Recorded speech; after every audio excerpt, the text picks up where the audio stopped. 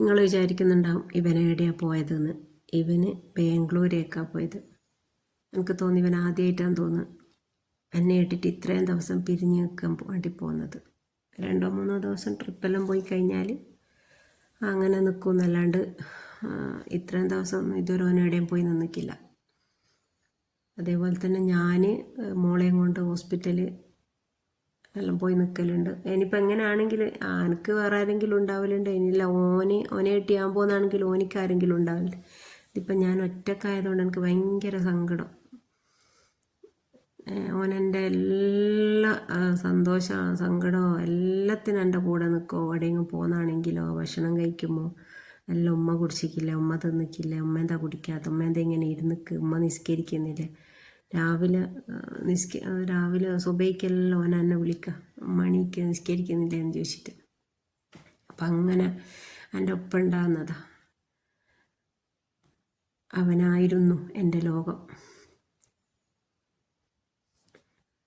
ഇപ്പോൾ എത്ര പറഞ്ഞേക്കാണ്ട് നിന്നാലും ഒരു സമയത്തും എന്തായാലും ഓന് വേറൊരാളതങ്ങാവുമല്ലോ. അന്നേരവും പോകേണ്ടി വരുമോ, മാറി നിൽക്കണം.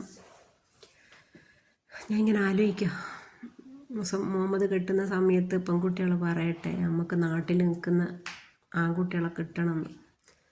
എന്നാൽ പിന്നെ കുട്ടികൾക്കൊന്നും പോവണ്ടല്ലോ.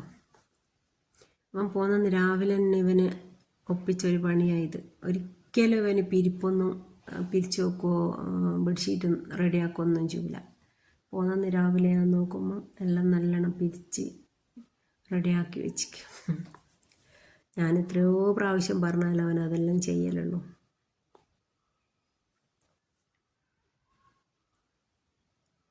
എത്ര മക്കളുണ്ടായാലും എത്ര ആൾക്കാരുണ്ട് എന്ന് പറഞ്ഞാലും നമ്മൾ ഒരു സമയത്ത് നമ്മളെന്തായാലും ഒറ്റക്കാവും. അത് നമ്മൾ അംഗീകരിച്ചേ പറ്റൂ, അതുമായിട്ട് പൊരുത്തപ്പെട്ടേ പറ്റൂ. എല്ലാവരോടും ഒരു കാര്യം പറയാനുള്ളത്, 40 വയസ്സ് വരെ, ഒരു 30-35 വയസ്സ് വരെ നമ്മൾ വിചാരിക്കും അങ്ങനെയല്ല അങ്ങ് പോട്ടെ, ഇപ്പം അധികം മക്കളെന്തിനാ, അതിലുള്ള മക്കൾ തന്നെ മതി, ഐറ്റങ്ങൾ ആയുസിനൊന്നും ഇല്ലാണ്ടിരിക്കട്ടെ. നമുക്ക് അന്നേരം നമുക്ക് ഒട്ടും അറിയൂല, നമുക്കൊരു പ്രായം വരുന്നുണ്ട്, നമുക്കൊരു തോന്നൽ വരും. ആളില്ലാണ്ടിരിക്കുമ്പോൾ നമുക്കൊരു തോന്നൽ വരും. ആ സമയത്ത് 30 വയസ്സിൻ്റെ ചോട്ടിലായിട്ട് നമുക്ക് അങ്ങനെ ഒരു തോന്നലുണ്ടാവില്ല. 35-40 വയസ്സോടെ എടുക്കുമ്പോൾ പിന്നെ കൂടെ ആളുമാണ്, ഒറ്റക്ക് നിൽക്കാൻ ബുദ്ധിമുട്ട്, എന്തൊക്കെയോ ടെൻഷൻ, ബേജാറ് അങ്ങനെയെല്ലാം വരുമ്പോൾ നമുക്ക് ആൾ വേണ്ടേ. അന്നേരം നമ്മൾ തിരിച്ച് ചിന്തിക്കുക, ഞാൻ എന്തേലും പ്രസവിക്കാനോ, എനിക്ക് മക്കളുണ്ടെങ്കിൽ എത്ര ആളുണ്ടേലും കാര്യമില്ല, എന്നാലും ഒരാളല്ലേ ഒരാളോട് പറയുമെങ്കിലും ചെയ്യാം.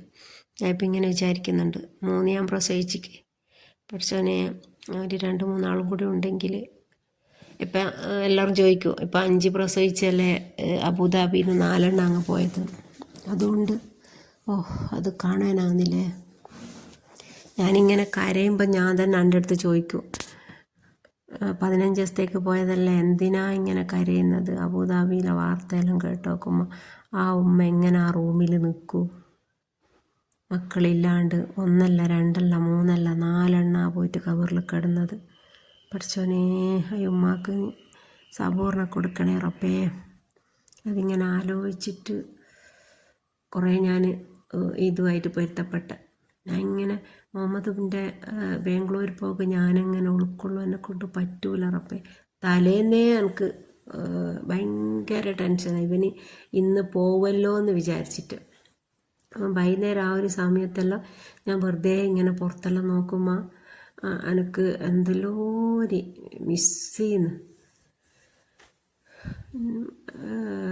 ഞാൻ കൊണ്ടായി കൊടുക്കാന്നേനും പറഞ്ഞത്. ഉമ്മ പോരി എന്നിട്ട് ഉമ്മ ബസ് കയറ്റി തന്നിട്ട് പിന്നെ 9:30 മണിക്കേനും ട്രെയിന് അല്ല ബസ്. പിന്നെ അവൻ്റെ ഫ്രണ്ട് എന്നെ കൊണ്ടായി കൊടുക്കാൻ പോയി. അപ്പോൾ ഇങ്ങനെയെല്ലാം ഉള്ളത് ഇന്നത്തെ വീഡിയോ ഇഷ്ടമായിട്ടുണ്ടാവുമെന്ന് വിചാരിക്കുന്നു. ഇഷ്ടമായാൽ ലൈക്ക് ചെയ്യുക, ഷെയർ ചെയ്യുക, സബ്സ്ക്രൈബ് ചെയ്ത് സപ്പോർട്ട് ചെയ്യുക. ഇൻഷാ അല്ലാഹ് മുഹമ്മദ് ഒരു 10-15 ദിവസം കൊണ്ട് വരും. ആ ഒരു പ്രതീക്ഷയിൽ ഞാനിങ്ങനെ നിൽക്കുകയാണ്. അപ്പോൾ എല്ലാവർക്കും ടാറ്റാ.